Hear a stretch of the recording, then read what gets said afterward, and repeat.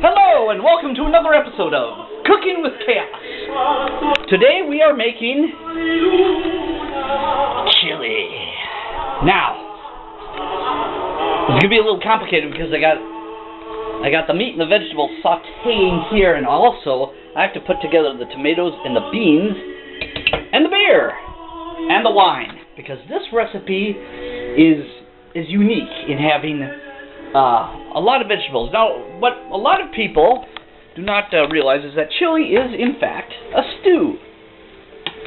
I mean, it's not just meat, and beans, and sauce, and spices, and onions. You gotta have chopped celery in there, and chopped red and green bell pepper. And garlic. 3 cloves of garlic in the olive oil to start with. And then you add the vegetables, you saute them until they're tender, and then you add the meat. You brown the meat, and then you mix it with the vegetables. This is how I do it, as sort of a partition. Some people would take the veggies out of the pan first, but screw that, I'm a professional. Now we do the beans. We get the beans in there. I got I love this. This is this is a piece by Cherubino Bussati. It's a Surexit pasta bonus, and it's the best version of that piece of meat. Hi, Jenny, that I've ever heard. So I wanted to share that with you on here. So. Hope you can pick up my voice and the music at the same time. Okay. Gotta brown that meat. Yes, I love chili. I love it. I can frickin' live off it for days, which is what I intend to do. 1 bowl a day, I'm set. Okay. We're gonna find a place to set the camera up. Like this. Okay, can you see?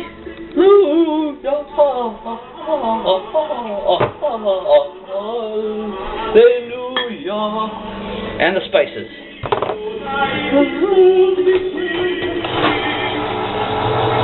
Now, the recipe for this chili I have already put in one of my journals on my page on DeviantArt a couple of years ago, and you can look it up diligently because, the title of the journal piece is Chili Recipe. So if you want to get this recipe, by all means, you look it up, because it is fantastico!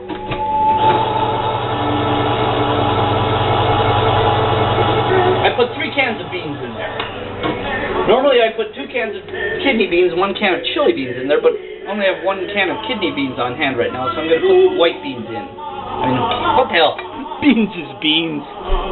Hallelujah.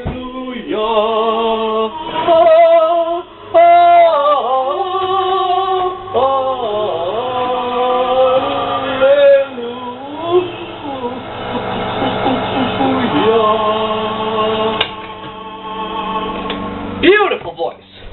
Wonder who that was. Anyway. Chili. Are you still with me? Are you with me? Oh, this meat is browning fast. We gotta chop it up. Hang on. Ay. Don't worry, I haven't forgotten you. It's kind of a 2-hand job here, so I'm gonna set you on the sugar bowl. Can you see me? Hello. So yeah, I think we've reached the stage where we can. Now comes the marriage of the meat and the veggies. What a wonderful blend. You use 2.5 to 3 pounds of meat. Use a little less, a little more. But what I do is, even if I use less meat, I always use the same amount of the vegetables. That is to say, 1 cup of chopped onion, 1 cup of chopped celery, 1 cup, or one cup worth of red or green bell pepper. You just put 1 whole pepper of each in there if you want. I had a really huge green pepper, so I just put half of it in here, and then 1 whole red bell pepper. Red bell pepper is one of the best bell peppers you can eat because it is richer in vitamin C, they say, than oranges even. So You won't get scurvy if you eat this. And chili has all the food groups. All the food groups. Once you get it on the table and you add the sour cream and the cheese and the crackers, you have all the food groups in there. It's just a wonderful, wonderful thing. Now, okay, I'm getting the beans in there now. Ugh. I use these white beans because they're lightly seasoned. I've never used them before, but what the hell? Beans is beans. Oh, they're cute. They're so cute. They're little beans. That's where babies come from. They start as a bean. The mommy swallows a bean and, okay, never mind. Well, that's what I was told. Surexit, Surexit, Surexit, Surexit pasta. I also put in several whole tomatoes. I chopped them up from the garden, from our own garden. Yes, but I'm also going to add a can of diced tomatoes, Mexican style, because, you know, mojada, mo better. Well, not necessarily. I don't like the chili to be too hot, but it has to be well seasoned. Chili also has all the five flavors: sweet, sour, salty, pungent, and bitter. It's got them all.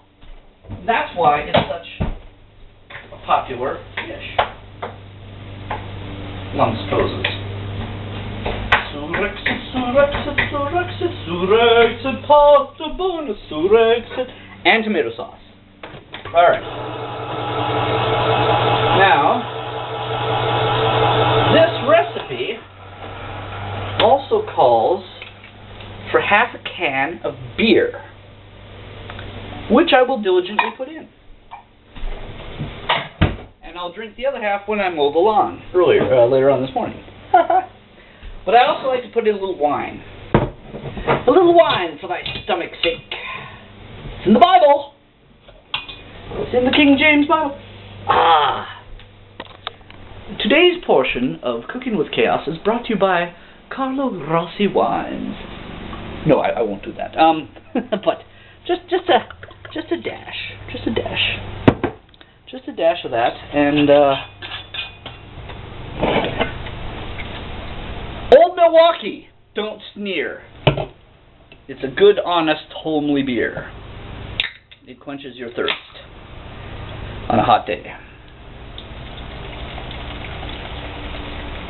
I'm not much of a beer drinker myself, but in fact, one bottle and I get slightly dizzy.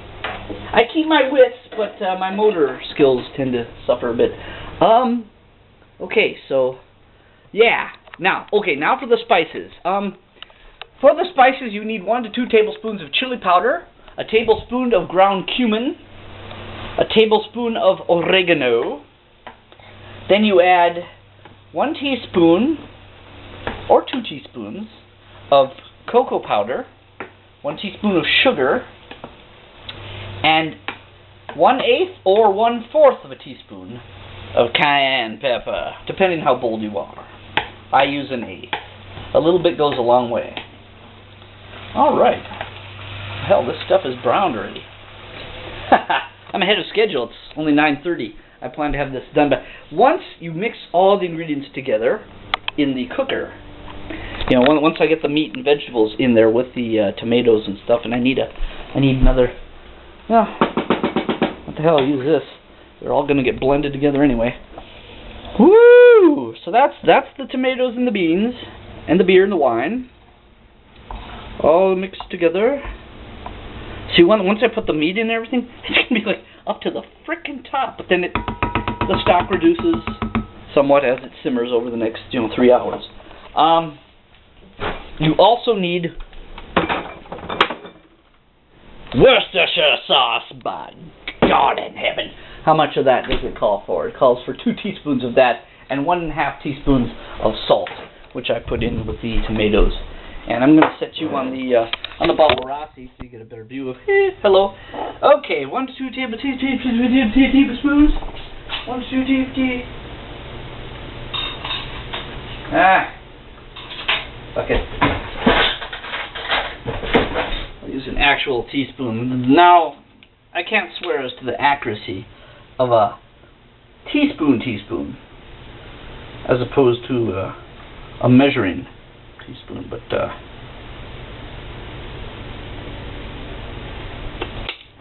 You get the idea. What? Mix that salt in. Salt. I love you as meat loves salt.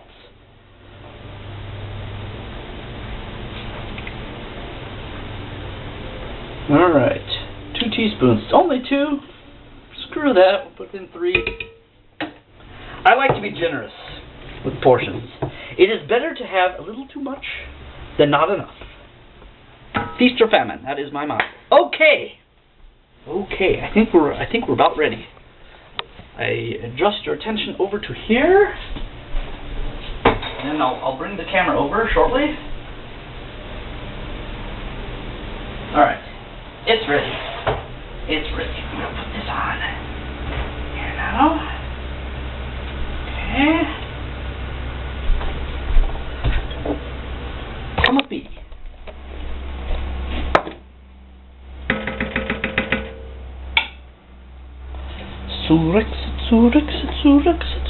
Here's how I do it. Sprinkle the chili seasoning on top of the tomato and bean mixture. Then,